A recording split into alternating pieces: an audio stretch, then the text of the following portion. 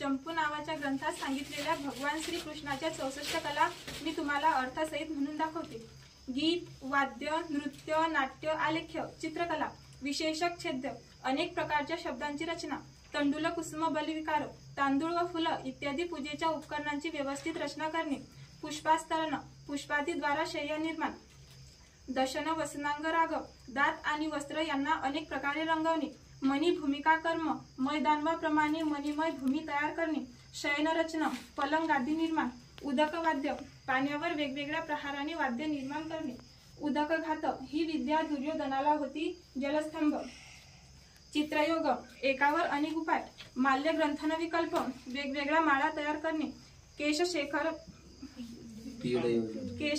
पीळयोजन, केसांची व मुकुटांची रचना, नेपथ्य योग, सर्व प्रकारची सजावट येणे, कर्णपत्रभंग, कर्णादींमध्ये तिलकम रचना, सुगंधयुक्ती, सुगंधादी द्रव्यलेपन, भूषण योजन,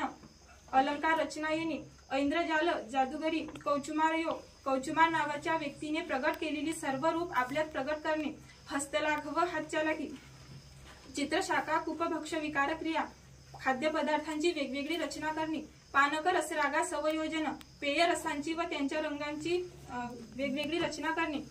सुचिवाय कर्म, कपडे शिवणे, सूत्रक्रीडा, कठपुतली, प्रहेलिका, गुप्त वाक्यांचे अर्थ लावणे, प्रतिमाला, वेगवेगळ्या प्रकारच्या प्रतिमा तयार करणे,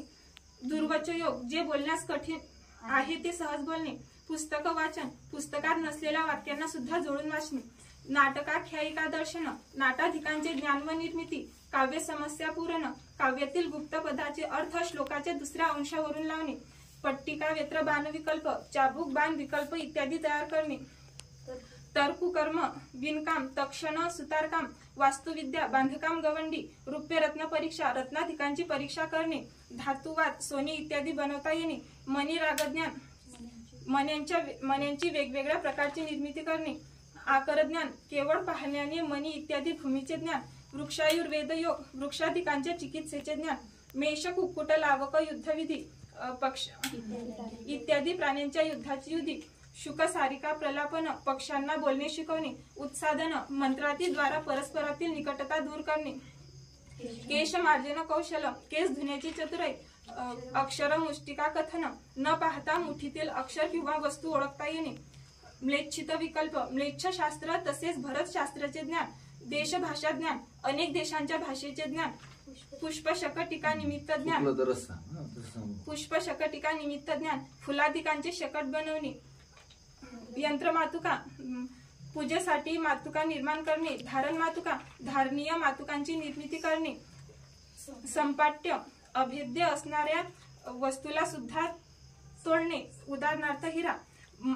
मानसिक काव्यक्रिया, दुसऱ्याच्या मनातील भाव जाणायचा आणि त्या भावनेप्रमाणे श्लोक बनवायचा, यास मानसिक काव्यक्रिया असे म्हणतात। क्रियाविकल्प, एका क्रियेला अनेक उपायांच्या द्वारा निष्पन्न करणे, छल्लित